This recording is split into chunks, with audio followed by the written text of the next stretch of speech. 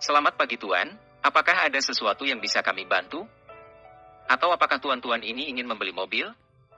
Kata seorang pramuniaga dengan ramah menawarkan jasa kepada ketiga pemuda yang baru saja sampai di salah satu showroom yang khusus untuk menawarkan produk keluaran Mercedes-Benz tersebut. Bolehkah kami melihat-lihat dulu? Kata salah seorang pemuda berkata dengan ramah. Oh, tentu saja boleh Tuan. Silahkan. Saya akan membantu Anda untuk menjelaskan jika ada sesuatu yang ingin Anda tanyakan. Kata pramuniaga tersebut. Rian, aku melihat mobil Mercedes itu sangat bagus dan cocok untuk MU. Kata pemuda itu kepada salah satu sahabatnya. Begitu pemuda yang bernama Rian itu melihat ke arah mobil yang ditunjuk oleh sahabatnya, Rian hanya bisa menelan ludah dan berkata, Jerry, jangan yang itu. Itu terlalu mahal. Aku bahkan tidak sanggup bermimpi untuk memilikinya. Kata Rian kepada sahabatnya yang ternyata Jerry itu. Kau akan menghadapi orang-orang besar setelah bekerja nanti. Kau harus mengubah penampilan MU agar tidak mencoreng malu di wajahku. Kata Jerry. Bagaimana menurutmu Daniel? Tanya Rian. Seorang pemuda lagi yang ternyata Daniel itu tidak berani memberi jawaban. Dia hanya memandang wajah Jerry dan mobil yang ditunjuk oleh Jerry tadi secara bergantian. Pak, apa nama mobil sport yang ada di sana itu? Tanya Jerry. Sang pramuniaga itu segera berjalan mendekat ke arah mobil sport yang ditunjuk oleh Jerry tadi dan segera menjelaskan. Tuan, mobil ini adalah Mercedes AMG Gigaton. Mobil ini dilengkapi dengan mesin 4.0 liter M178 Twin Turbo V8 petrol dengan transmisi 7-speed AMG Speed Shift DCT Dual Clock. Mobil ini adalah seri sport yang dikeluarkan oleh Mercedes dan sangat cocok untuk kalangan anak-anak muda yang ingin tampil penuh gaya seperti Anda ini Tuan. Kata pramuniaga menjelaskan. Pak, sudah cukup Anda menjelaskannya. Apakah saya bisa langsung saja membelinya? Ini karena saya sangat sibuk. Kata Jerry sambil melirik ke kanan dan ke kiri ketika dia akan mengeluarkan kartu bannya.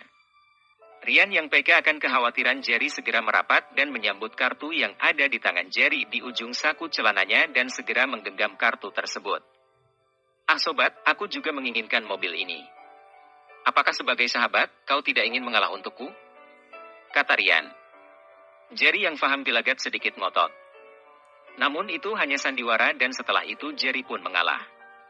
Tuan, jika Anda akan membeli mobil ini, maka kita bisa menyelesaikan segera transaksi di meja administrasi dan Anda dapat dengan segera membawa mobil ini setelah pihak kami selesai melakukan pemeriksaan terlebih dahulu terhadap mobil yang akan dilepas demi kepuasan pelanggan.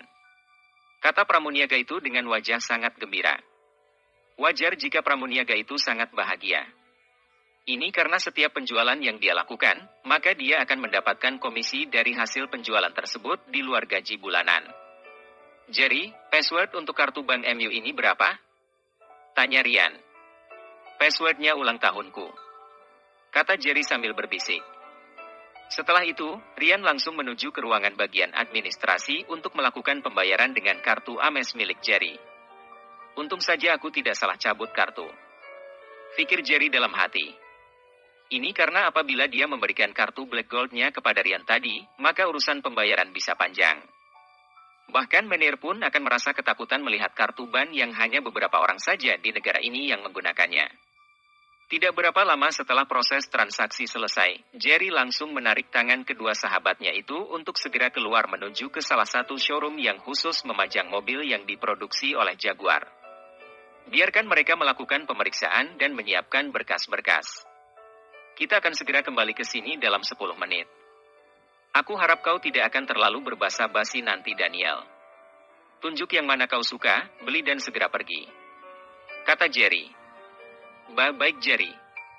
Kata Daniel sedikit tergagap karena baru saja melihat Rian telah menyelesaikan pembayaran untuk mobil sport miliknya. Setelah sedikit berbasa-basi dan berjanji akan kembali dalam beberapa menit lagi kepada pihak yang mengurus segala sesuatu tentang mobil yang telah beli, maka Jerry dan kedua sahabatnya segera berjalan keluar dan kini menuju showroom milik Jaguar. Sama seperti di showroom Mercedes, di sini juga Jerry tidak berbasa-basi. Setelah Daniel menunjuk mobil Jaguar Sport F-Type SVR, Jerry pun segera menyuruh Daniel membawa kartu miliknya ke ruang administrasi untuk menyelesaikan pembayaran. Setelah pembayaran berhasil dilakukan, Jerry segera keluar meninggalkan Daniel dan menyuruh Ryan untuk kembali ke showroom Mercedes. "Kau sendiri akan kemana, Jerry?" tanya mereka ketika Jerry akan berjalan menuju mobil Volvo bututnya. "Aku menerima pesan bahwa hari ini anak buah Tuan Sham telah sampai di Mountain Lotus. Aku akan segera menemui mereka di sana dan melakukan sedikit perencanaan untuk kerja yang harus mereka lakukan di Hill Street," kata Jerry. "Baiklah. Kau harus berhati-hati, Jerry," kata Ryan mengingatkan. "Setelah ini, kalian kembali ke rumah dan tunggu aku di sana. Jika aku tidak kembali dalam pukul 2 sore, kalian harus menyusulku dengan segera ke Hotel Teratai," kata Jerry berpesan. "Mengapa kita tidak sama-sama saja, Jerry?" tanya Daniel. "Maaf, aku terburu-buru," kata Jerry lalu setengah berlari menuju ke mobil Volvo bututnya. Volvo butut milik Jerry terseok-seok membelah jalan dari Lotus Road menuju Mountain Lotus. Dalam perjalanan itu, Jerry tidak henti-hentinya memikirkan rencana apa yang akan dia terapkan dalam menjebak tikus berkepala hitam ini yang telah menggerogoti perusahaan miliknya di Hill Street. Ketika mobil Volvo itu sampai di belakang Hotel Teratai, Jerry segera memakai masker, topi dan kacamata hitam untuk menutup sebagian wajahnya dan segera keluar dari dalam mobil menuju bagian paling belakang di hotel itu. Begitu Jerry sampai, beberapa pengawal segera membungkuk hormat kepadanya dan segera memandu Jerry menuju ke bagian ruangan bawah tanah. Sebaik saja Jerry tiba, dia langsung disambut oleh Ronald dan sekitar 25 orang lelaki dengan berbagai tingkat usia di sana.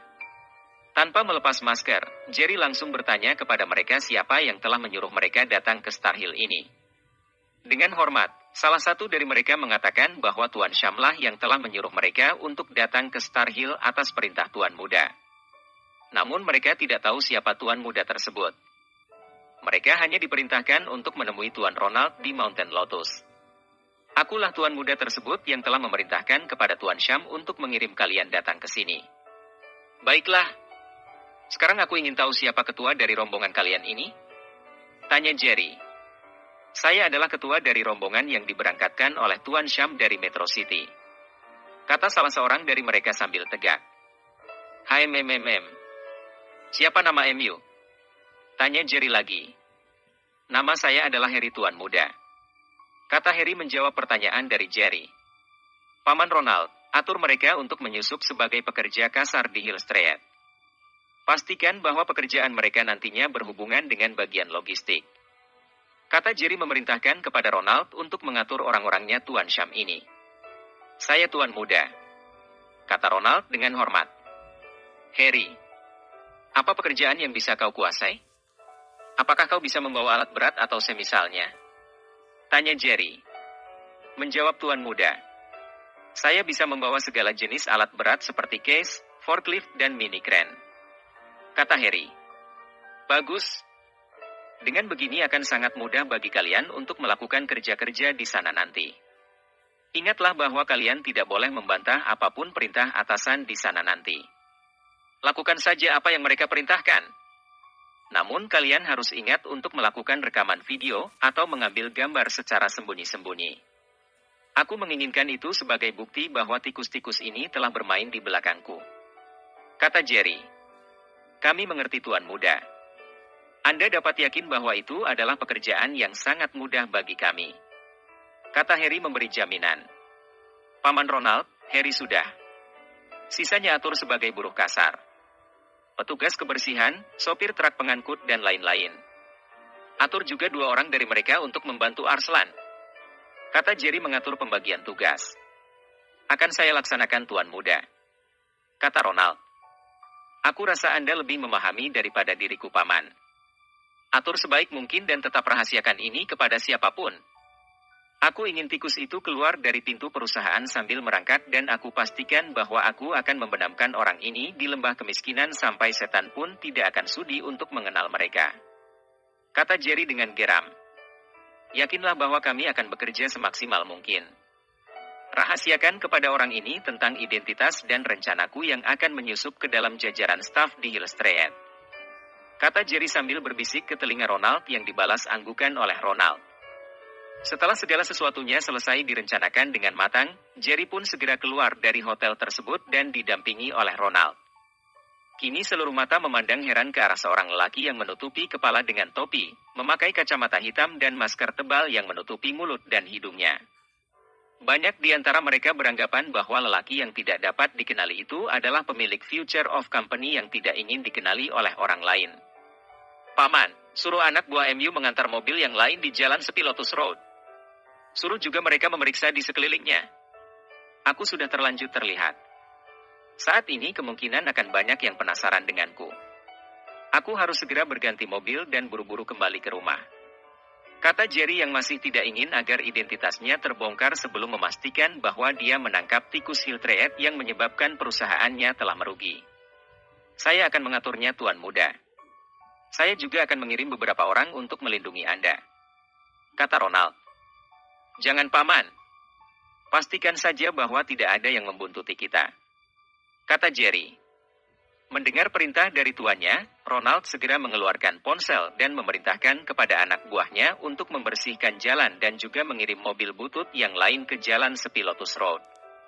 Setelah Ronald mengantar Jerry sampai di mana mobil butut yang lain diparkir, Jerry buru-buru keluar dari mobil Ronald dan segera berjalan dengan cepat menuju mobil yang TK disediakan. Setelah Jerry memasuki mobil, tak lama kemudian mobil tersebut melaju meninggalkan Ronald yang masih menatap kepergian Jerry sampai menghilang di balik tikungan.